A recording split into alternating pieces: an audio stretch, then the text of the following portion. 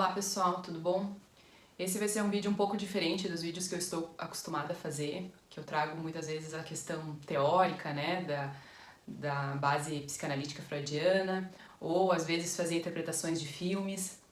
Dessa vez esse meu vídeo vai ser um vídeo um pouco mais filosófico, aí, um pouco mais pessoal, de uma visão minha, tá? Não estou me baseando em nenhum autor, em nenhum comentário, vou trazer para vocês algo da minha evolução com a psicanálise, de alguns pensamentos que eu tenho tido, de uma transformação no meu processo individual de pensamento, de como ver o mundo, de como me ver e que papel a psicanálise teve em tudo isso, né?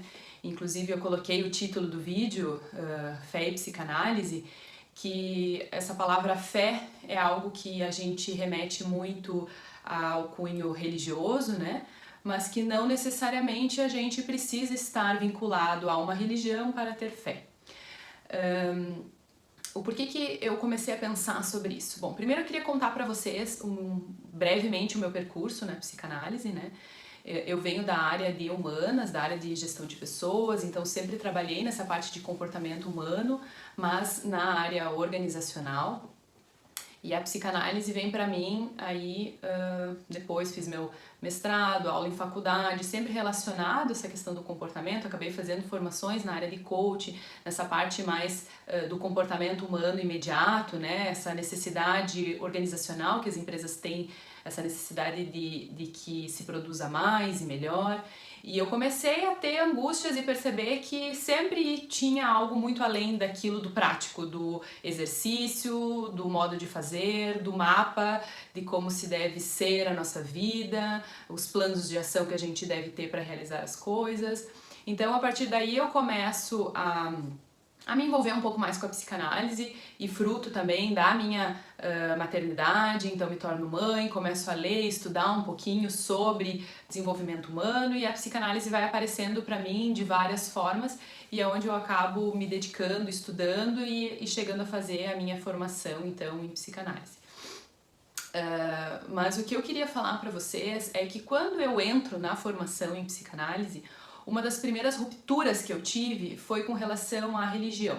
Eu nunca fui uma pessoa religiosa, nunca fui uma pessoa que ia à igreja, né? Sou batizada na igreja católica, casei na igreja católica, né? Fiz a catequese, fiz todos os rituais culturais da igreja católica, mas minha família nunca foi praticante de ir na missa aos domingos, né? Acabei estudando boa parte da minha vida, assim, do ensino infantil até o 2º grau, em escolas primeiro de padre, depois de freira. Então a religião sempre teve muito na minha vida, mas de uma forma muito superficial, porque para mim nunca fez muito sentido a religião, ou eu nunca precisei da religião, né? Claro, quando existia uma demanda, uma necessidade, um desejo de alguma coisa, antes de dormir, ia lá, rezava, pedia para Deus para que aquilo acontecesse, né? Essa era uma prática minha. Até que com um passar de um tempo, assim, a minha mãe começa a se envolver e frequentar centro espírita, eu começo a ver, né, ir também nessas reuniões, nesses encontros, para ver como que era, o que que era. Gostei muito, porque são palestras muito interessantes para o desenvolvimento do ser humano, para pregar o amor, para falar sobre a família, para acalmar a alma humana mesmo, né? Mas também não fez sentido para mim. E até que eu chego, então, né, no meu primeiro dia de formação de psicanálise, e a minha professora, que eu tenho um carinho enorme por ela, mas eu nunca vou esquecer dessa frase, que ela fala assim: Deus é um pé de alface. Quando ela fala isso, toda a sala entra em choque. Depois, com o passar do tempo, depois de 4 anos de formação ali, eu comecei a entender o que era essa fala dela, né? Mas a radicalidade da fala é que a psicanálise, ela não pode... Cada um pode ter a sua religião, pode ter suas crenças. Mas quando estamos na clínica, a religião ela não pode interferir no na nossa condução com um analisando. A gente tem que respeitar a crença do analisando e que a nossa crença não interfira e não se submeta ao que o paciente está nos trazendo, o que o analisando está nos trazendo. E quando ela falou isso, Deus é um pé de alface, eu fiquei um pouco chocada porque eu tentei interpretar o que aquilo estava querendo dizer, mas com o passar do tempo eu entendi que Deus não pode explicar o mundo e que o mundo pode ser, que o humano pode ser explicado a partir do humano, né? E não por uma divindade, por algo divino. Então, claro, é uma quebra inicial de paradigmas, porque a gente, por mais que a religião não fazia parte da minha vida como algo doutrinário, né, mas fazia parte da minha vida como algo cultural, né? Eu não seguia uma religião, o que tinha, o que era certo, o que é errado, não, mas existia toda uma cultura em cima dessas organizações religiosas. Quando há essa ruptura, essa quebra, é um momento de tu se reorganizar e começar, tá, então deixa eu pensar como essa nova forma de ver o mundo, numa possível não ter Deus como centro, né? Então quando eu quiser alguma coisa, quando eu desejar alguma coisa, a quem eu vou pedir isso? A quem eu vou rezar para pedir que esse meu desejo se realize? Com o percurso da minha própria análise, eu tô falando em minha pessoa, né? E já vou chegar também num contexto mais amplo. Mas havia um conflito, porque o fato da gente falar com Deus, e na verdade agora em psicanálise a gente entende falar com nós mesmos, né? Faz com que a gente se organize, se motive para ir lá e realizar aquilo que a gente quer. Só que essa crença, essa fé de que alguém vai te ajudar, nos ajuda a ter energia para fazer aquilo, porque alguém vai estar te ajudando para fazer aquilo. Então, esse conflito, para mim, não foi um conflito muito estrutural, mas foi um conflito de uma etapa de construção de todo esse processo de não acreditar em Deus, né? Eu me nomino hoje agnóstica, né? Que é aquela pessoa que não acredita nem desacredita, mas Deus não é para mim o centro de tudo, né? Então, alguns vão dizer que isso é ser ateu, mas pode ser. Mas eu senti que ficou pra mim um medo de um vazio dessa possível fé. Tá, se eu não tenho alguém a quem me reportar, alguém a quem pedir algo, se eu tiver algum problema, como eu vou resolver isso? Né? Parece que ficou realmente um buraco quando eu entendi, tá, eu para ser psicanalista, para seguir essa profissão, eu preciso estar limpa de crenças. Só que daí houve essa ruptura interna como eu falei, não foi uma desestruturação, mas um leve vazio, né? E isso me acompanhou por algum tempo, mas sempre com um discurso, não, a vida depende de nós mesmos, a vida depende de nós mesmos. E daí foi onde toda essa minha reflexão desse vídeo que eu tô fazendo agora veio através de um documentário que eu vou colocar aqui no lado do vídeo pra vocês, que é A Indústria da Cura, e que eu achei extremamente interessante e que me deu uma luz, uma organizada no meu pensamento sobre tudo isso. E o que é esse documentário? Ele traz vários assuntos, tópicos que estão muito em alta na nossa contemporaneidade agora, e um dos primeiros são os óleos essenciais, né? Que os óleos essenciais curam tudo. Junto a isso também tem a questão da homeopatia, que muitas pessoas, conhecidos, amigos, né? Eu já levei meus filhos na homeopatia, trazem a homeopatia como algo mais saudável, né? E os óleos essenciais para mim caminham mais ou menos nisso. E várias amigas, várias pessoas começaram a adquirir, comprar, falar e outras muitas se tornarem vendedoras dos óleos essenciais. Quando vem esse documentário, e eu já vejo que o primeiro documentário é sobre óleos essenciais, eu nem podia naquele momento ver, porque eu tinha outras coisas para fazer, mas eu parei tudo e fui ver, porque aquilo me chamou muita atenção, porque eu tava vendo um movimento em volta de mim, na internet, no Instagram, muitas pessoas falando de óleos essenciais, como se aquilo curasse tudo. E eu já numa não crença disso, não desacreditando e respeitando cada pessoa que quer, né? Amigas muito próximas minhas usam, gostam, mas entrou de novo pra mim o cheque de, tá, e cadê a minha fé? Eu não acredito em nada disso. E na indústria da cura, no documentário, trazendo casos de pessoas que se curaram de câncer, que se curaram de doenças graves, tudo com base nos óleos essenciais. E não só daí os óleos essenciais, são várias outras temáticas, eu só assisti mais 2, que foi do jejum intermitente, que foi uma coisa que eu já fiz, mas eu já fiz o jejum intermitente não por uma questão de cura, e no documentário aparecem pessoas que chegam a jejuar por 30 dias só usando água, e essas pessoas também se curam de várias doenças a partir do jejum. E eu assisti também do ayahuasca, que também é algo que eu já vi relatos de analisandos que trazem na clínica, que já utilizaram, e de conhecidos que eu sei que já utilizaram e que também tiveram algumas problemáticas com a utilização da ayahuasca.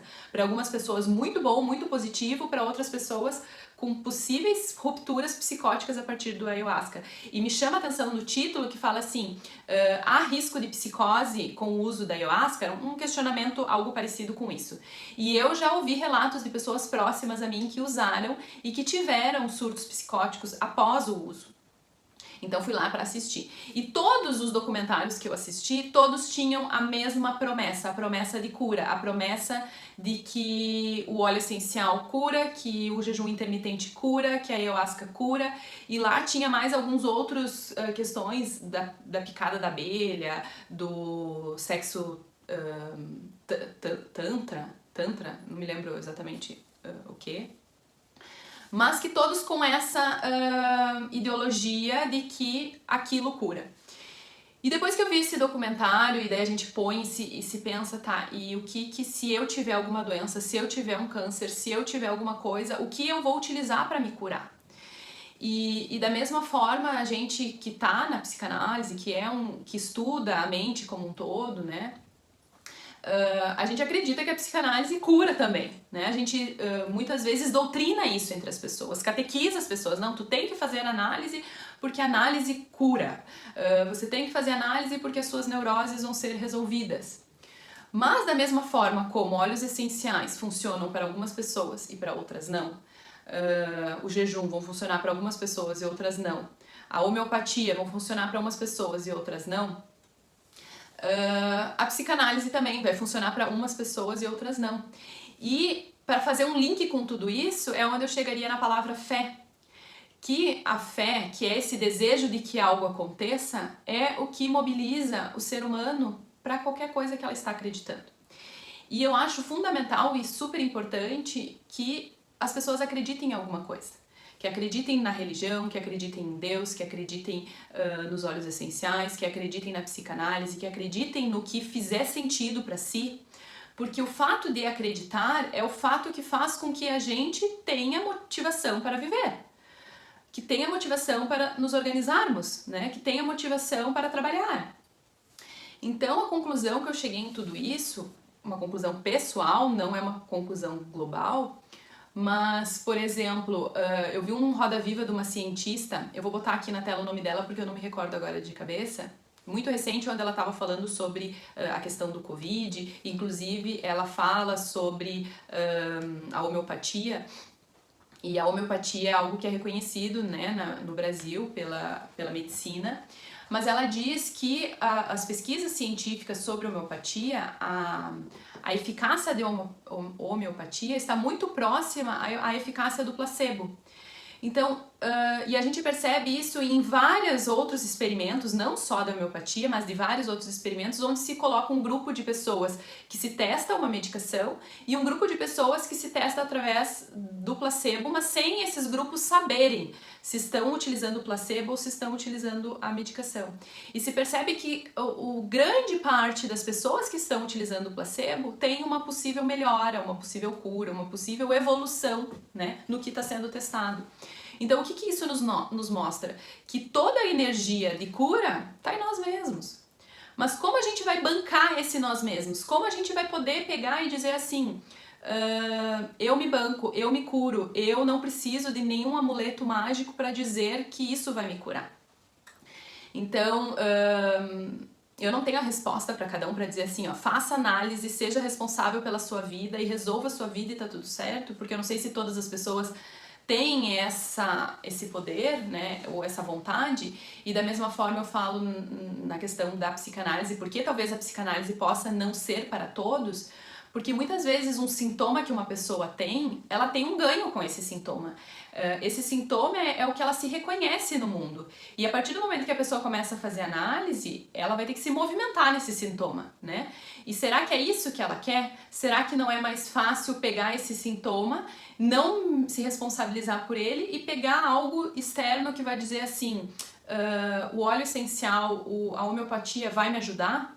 E o que eu tô dizendo é que talvez uma pessoa que queira se entregar à análise e uma pessoa que queira se entregar à homeopatia, ao reiki, a todas essas terapias alternativas, talvez no final a cura seja muito parecida. Porque o que contou com que a cura, ou a melhora, né? A cura é uma coisa meio pesada de se dizer, mas a melhora foi essa fé de que aquilo ia dar certo. Então, aí eu fecho esse vídeo falando sobre o quanto é importante a gente acreditar em alguma coisa, que seja na análise, que seja nas terapias alternativas, que seja na religião, que seja no governo que vai salvar você, né?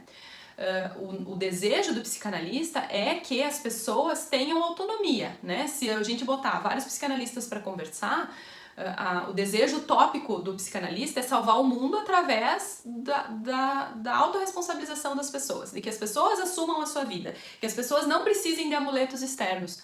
Mas a gente sabe que isso é utópico, a gente sabe que isso não é fácil, né? Até mesmo analistas que já chegaram ao seu fim de análise, em algum momento da vida vão precisar de algum amuleto, vão precisar de alguma ajuda. O ser humano ele é muito frágil para se bancar sozinho, né? Mas, claro, estou falando aqui em nome da psicanálise e, para mim, a minha análise pessoal, a análise pessoal dos meus analisandos, é o que eu luto e o que eu faço para que eles tenham uma melhora, uma qualidade de vida, que eles vejam aonde está a raiz da sua repetição e do seu sintoma, que a partir daí a pessoa possa se responsabilizar e se libertar de tudo isso, né? Que não precise desses amuletos externos. E daqui a pouco a pessoa faz análise, usa o amuleto externo e nesse pupurri de possibilidades, de indústria da cura, a pessoa consiga uma melhor saúde mental, né? Então eu não tô aqui para criticar nenhuma dessas linhas, né, de terapia alternativa, e sim só para dar uma fala filosófica de um insight que eu tive com relação a tudo isso. Que cada um encontre, né, o seu amuleto, que se seja na sua análise pessoal, se seja nas terapias alternativas, mas que as pessoas tenham uma tranquilidade e uma saúde mental para que, como Freud dizia, possa amar e trabalhar. Tá bom? Um abraço e até o próximo vídeo.